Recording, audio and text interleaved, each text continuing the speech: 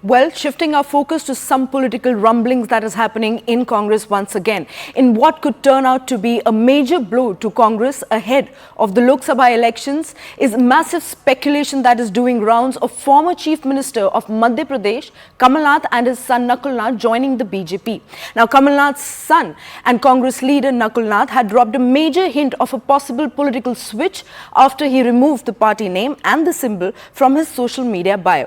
Now, amid rising speculation, Kamal Nath reached Delhi yesterday, and on being questioned about the switch, he neither denied nor accepted the rumors. Now, he said that he will let everyone know if anything like that really happens. Meanwhile, BJP's top sources have told CNN News 18 that Kamal Nath is likely to join Saffron Party in the next 48 hours. Now, Congress, on the other hand, denied the rumors, saying that Indira Gandhi's third son can never ditch the Congress party. अगर ऐसी कोई बात होगी, सबसे पहले मैं आप लोगों को ही कहूंगा। मैं तो कह रहा हूं, इनकार की बात नहीं है, ये आप लोग कह रहे हैं, आप लोग एक्साइट हो रहे हैं। मैंने कहा मैं तो एक्साइट नहीं हूं इस तरफ या उस तरफ, पर बात यह है कि अगर ऐसी कोई बात होगी, मैं आप सबको सबसे पहले खबर करूंगा। कोई किसी प्रकार की वो भावना कभी सपने में आप सोच सकते हो कि इंदिरा जी का तीसरा बेटा कांग्रेस छोड़ सकता है?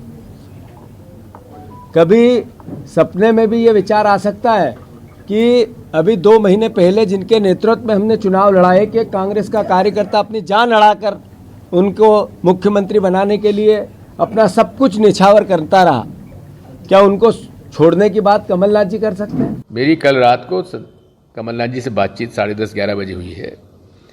वो छिंदवाड़ा में हैं और जिस व्यक्ति ने अपने राजनीतिक जीवन की शुरुआत नेहरू गांधी परिवार के साथ, उनके पीछे साथ में खड़े होकर उस समय लड़ी थी जब पूरी जनता पार्टी और केंद्र की सरकार इंदिरा जी को जेल भेज रही थी, उस आदमी को आप कभी उम्मीद भी कर सकते हो कि ऐसा आदमी कभी कांग्रेस और सोनिया गांधी जी के परिवार को छोड़ के जाएगा, इंदिरा जी के परिवार को छोड़ के जाएगा?